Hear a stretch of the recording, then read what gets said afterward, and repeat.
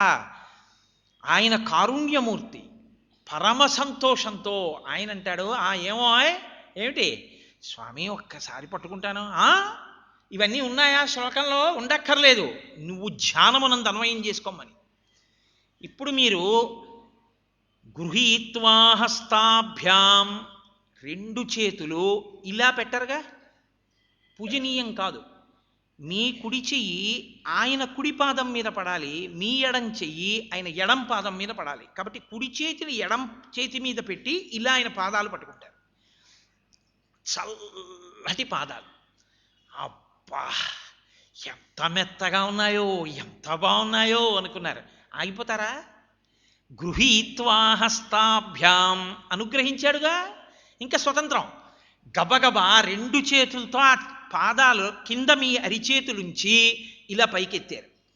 పైకెత్తి ఇలా దూరం నుంచి ఇలా చూస్తారేంటి?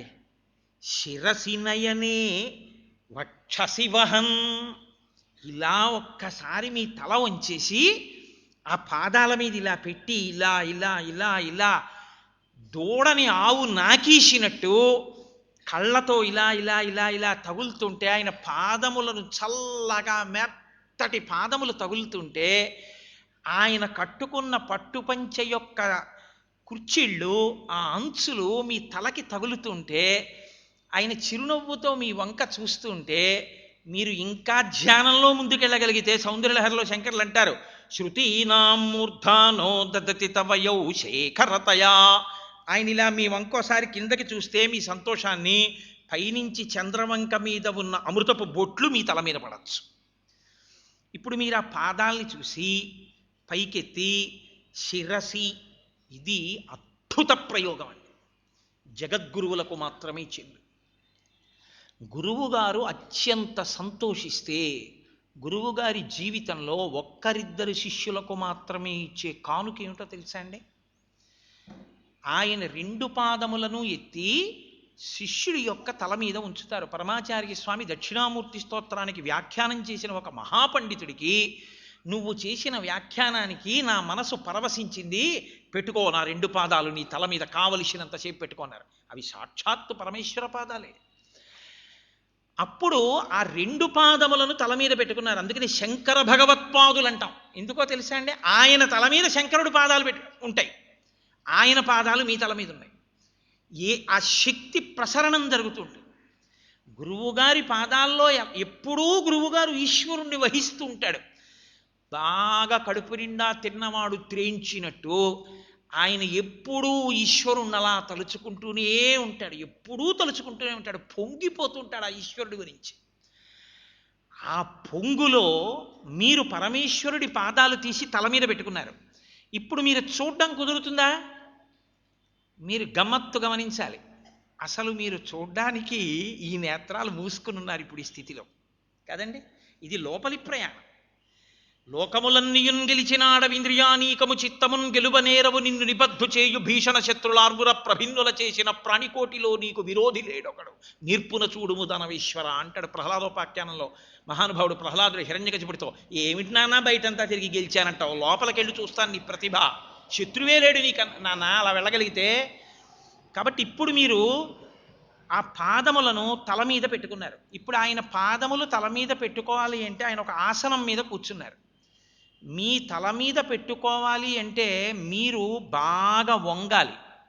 అత్యంత వినయంతో మీరు వంగి, శంకరా మీ పాదములను నా తల మీద ఉంచండి, ఆయన మిమ్మల్ని అనుగ్రహించడానికి రెండు పాదములు ఇలా పైకెత్తారు.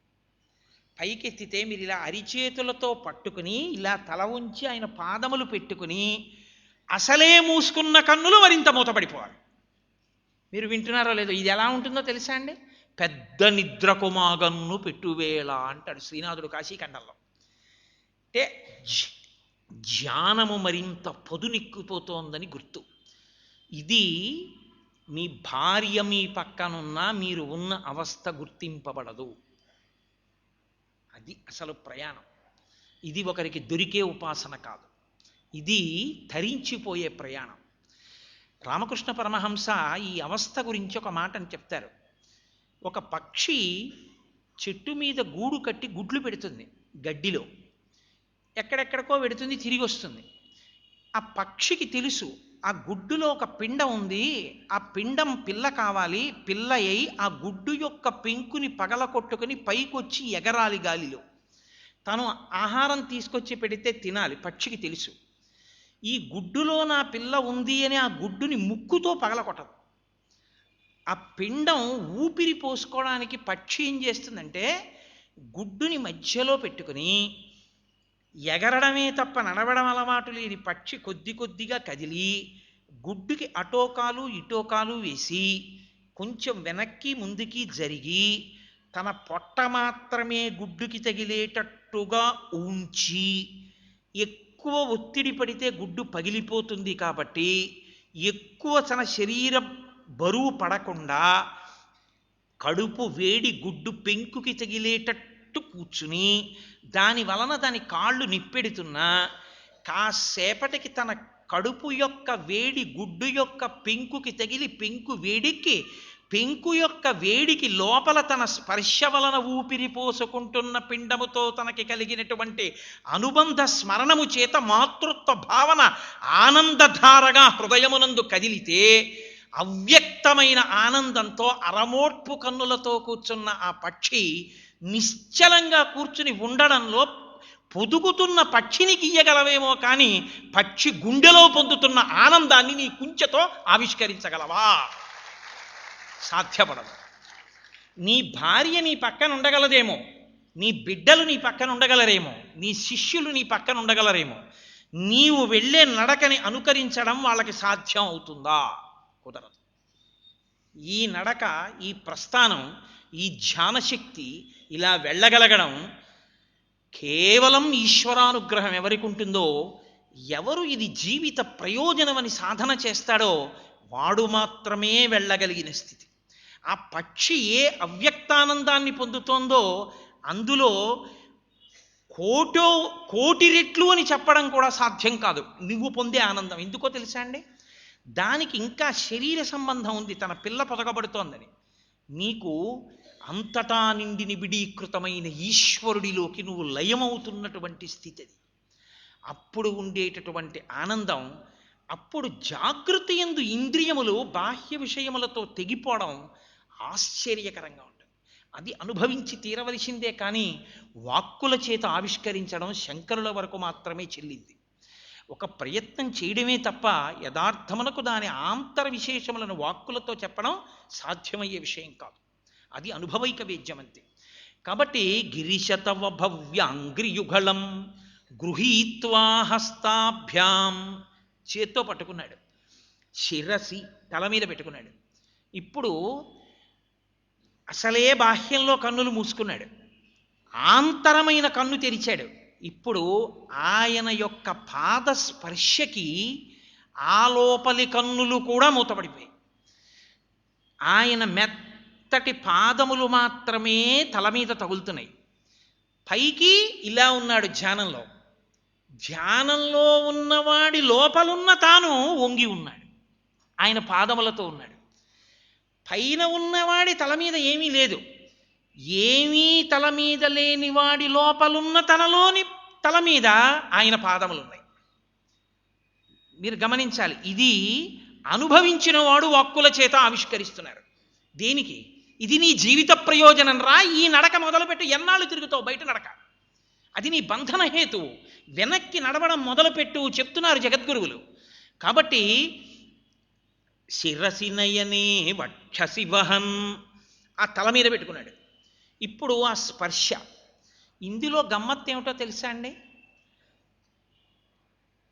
తల మీద చల్లగా బరువుగా హాయిగా సంతోషంగా ఉంది. తల మీద అలా పెట్టేసుకుని తను ఇలా కూర్చుంటాడా? కూర్చోడు. ఈ ఆనందంలో ఏం చేస్తాడంటే ఆ ప్రేమ ఆర్తితో రెండు చేతులెత్తి తల మీద పెట్టిన పాదములు ఇలా జారిపోతాయేమో అని ఇలా పట్టుకుంటాడు. ఇలా పట్టుకొని తల మీద పెట్టుకొని ఉండిపోతే పరమేశ్వరుడే మొట్టమొదటి గురువు. సదాశివ సమారంభాం, గురుపాదుక, గురుపాదములు కాదు ఈశ్వర పాదములు, అవి నీ తల మీద ఉన్నాయి. అవి ఇలా పట్టుకుని ఉండిపోయి ధ్యానంలో ఉంటే బయట లేని స్పర్శ లోపల స్పర్శగా తగలాలి. ఇప్పుడు ఆ జీవుడు ఉద్ధరింపబడిపోతున్నాడు. ఇది పంచదార కలిసిపోవడం మొదలు పెడుతోంది నీళ్లలోకి. పంచదార ఇంకా ఉన్నట్లు కనపడుతుంది కొద్దిగా. ఇంకో అరగంట పోయాక వచ్చి చూస్తే పంచదార తగ్గిపోయినట్టు ఉంటుంది. ఇంకో అరగంట పోయాక వచ్చి చూస్తే పంచదార నీళ్ళలో కలిసిపోతుంది. అదో కుర్చీలో పంచదార పెడితే కలవదు. ఆ వస్తువుని పట్టుకుంటే వస్తువులో కలుస్తుంది. ఆ కలిసే ప్రక్రియలో నీరు తీయబడిపోయినట్టు ముదం ఆవిష్కరింపబడుతుంది. అందులో శంకరులు అంటున్నారు, అలా పెట్టుకుంటే ఏమైందో తెలుసా? శిరసినయనే వక్షసివహన్, వదల్లేకపోయాడు. ఇప్పుడు ఆ తలమించి తీసి ఆ పాదములకు ఉండేటటువంటి బొటన వేళ్ళు, ఆ మిగిలినటువంటి 4 వేళ్ళు ఇలా పక్కకి ఇలా ఓ గీత గీసినట్టుగా వంకరగా ఇలా గీత గీస్తే ఎలా ఉంటాయో అలా ఇలా ఉన్నాయి. బొటన వేలు యొక్క చివరి భాగం బాగా పెద్దదిగా తగులుతోంది. చిటికిన వేలు దగ్గరికి వచ్చేటప్పటికి చిన్ని ఏదో దూదిని ముద్ద కడితే ఎలా ఉంటుందో అలా ఉంది. ఆ 2 పాదాలు ఇలా చేత్తో పట్టుకుని ఆ పాదముల యొక్క వేళ్లకి చివర తన కళ్ళు ఇలా రాస్తున్నాడు. కనురెప్పలు అత్యంత సున్నితంగా ఉంటాయి. ఏది తగిలినా స్పర్శను అనుభవిస్తుంది. మీరు బాగా గమనించాలని చెప్పేది. పైన ఇలా ఉన్నాడు, లోపల ఇలా ఉన్నాడు. పైన కదలకుండా ఉన్నాడు, లోపల ఆ వేళ్లకి ఇలా కదుపుతూ రాస్తున్నాడు. ఆ కంటి మీద ఆ రెప్పల మీద వేళ్ళు తగులుతున్నాయి. కన్నుల వెంట పైన ఉన్నటువంటి శరీరం కన్నుల వెంట నీరు కారిపోతోంది. ఎందుకని? శూరులు తొల్లియే విభుని శోభిత పాదనక ప్రభావళించేరి భవాంధకారముల చిక్కక ఉందురు వట్టి దేవునిన్ వైరముతోడనైన గెలువన్నను పంపి శుభంబు చేసే నిష్కారణమైన ప్రేమ ఇదే కంసుని పోలు సఖుండు కల్గునే అంటాడు అక్రూరుడు. అలా ఆ వేళ్ల చివరి భాగాలు మీ కళ్ళకి తగులుతుంటే మీరు ఆ పాదములను ఇలా పెట్టుకుని ఇలా రాస్తుంటే అబ్బబ్బబ్బా శంకరా, ఎన్నాళ్ళకయా నా జన్మ పండింది, ఎన్నాళ్ళకి తండ్రి నీ వేళ్ళు నా కళ్ళకి తగిలేయి, ఇన్నాళ్ళు ఏవేవో చూసి సంతోషం అనుకున్నాను, మూతలు పడిన కంటికి నీ పాదముల వేళ్ళు తగులుతుంటే ఆనందంతో మత్తెక్కిపోతున్నానయ్యా అని. అది కదండి, అంబుజోదర దివ్యపాదారవింద చింతనామృతపాన విశేషమత్త చిత్తము ఏ రీతి ఇతర విషయంబు చేర నేర్చు వినిత గుణశీల మాటలు వేయునేలా అని గుండెలు బాదుకుంటాడు ప్రహ్లాదుడు. హిరణ్యకశిపుడికి ఏమర్థం అవుతుంది? అనుభవించిన వాడికి అర్థం అవుతుంది. కానీ కాబట్టి ఇప్పుడు అవి కళ్ళకి తగుల్చుకున్నాడు. శిరసినయనే వక్షసివహన్, కళ్ళు తెరిచాడు. తండ్రి ఒక్కసారి నా గుండెల మీద పెట్టవా నీ పాదాలు? వక్షస్థాడనమంత కస్య కఠినా పస్మార సంవర్ధనం బుభృత్పర్యటనం నమచ్చురచిర కోటీర సంఘర్షణం కర్మేదం మృదులస్య తావక పదద్వంద్వస్య గౌరీపతే మచ్చేతోమణి పాదుకా విహరణం శంభో సదాంగీకురు అంటారు శంకర భగవత్పాదులు. ఈ గుండెల్లో ఎన్ని పిచ్చి ఆరాటాలో, ఇన్ని కోరికలో, ఇన్నిటి మీద అనుబంధాలో ఇవన్నీ నాకు ఉండిపోతాయని పిచ్చి. ఏమిటో ఇవన్నీ శాశ్వతంగా ఉండిపోతాయి అనుకుంటున్నాను. కారే రాజులు రాజ్యముల్ గెలువరే గర్వోన్నతిం పొందరే వారేరీ సిరి మూట కట్టుకొని పోవంజాలిరే భూమిపై పేరైనన్ కలదే శిభి ప్రముఖులను ప్రీతిన్ యశక్కాములై ఈరే కోర్కెలు వారలం తలపరే ఈ కాలమున్ భార్గవ. ఈశ్వర, ఇన్ని వెర్రిలంపటాలకో ఈ గుండె కేంద్రస్థానం. ఏది ఒక్కసారి నీ పాదాలు పెట్టు, అన్ని ఆందోళనలు అణిగిపోవాలి తండ్రి అని ఆ గుండెల మీదకి పెట్టుకున్నాడు. మీరు ఇప్పుడు బాగా గమనించండి, తల మీద పెట్టుకున్నట్టు గుండెల మీద పెట్టుకుంటే వేళ్ళు తగులుతాయి అంతే. తల మీద పెట్టుకున్నట్టు గుండెల మీద పెట్టుకోవడం కుదరదు. ఇప్పుడు గుండెల మీద పెట్టుకోవాలంటే మీరు ఏం చేయాలి? శంకరుడికి ఇలా ఇంకా బాగా దగ్గరగా మీరు జరిగిపోయి ఆ 2 పాదాలని తీసి మీరు ఇలా ఆయనకి దగ్గరగా వంగిపోయి ఇలా వెల్లకిలా అంటారు అలా వంగిపోయి ఆ పాదాలు 2 ఆయన మీ గుండెల మీద పెట్టుకుంటే మీకెక్కడ సొక్కిపోతుందో ఆయన ఇలా తేల్చి మీ గుండెల మీద పెడితే మీ గుండెల మీద ఆ పాదముల యొక్క స్పర్శ అనుభవిస్తూ ఇప్పుడు ఇలా పట్టుకుని కూర్చోలేరు. ఆ ఆనందంలో 2 చేతులు ఇలా పెట్టి కళ్ళు మూతలు పడిపోయి మీరుండిపోతే ఇన్ని భంగిమలు బయటున్నాయా? ఇలాగే ఉన్నాడు. ఈ భంగిమలన్నీ ఎక్కడొచ్చాయి? ఇక్కడొచ్చాయి. ఇవన్నీ వచ్చాయని శంకరాచార్యులు వారు చెప్తున్నారా? మీరు అనుభవించమని ఆయన చెప్తున్నారు. కాబట్టి శిరసినయనే వక్షసివహన్ ఇలా పెట్టుకోవడంలో ఏమైందంటే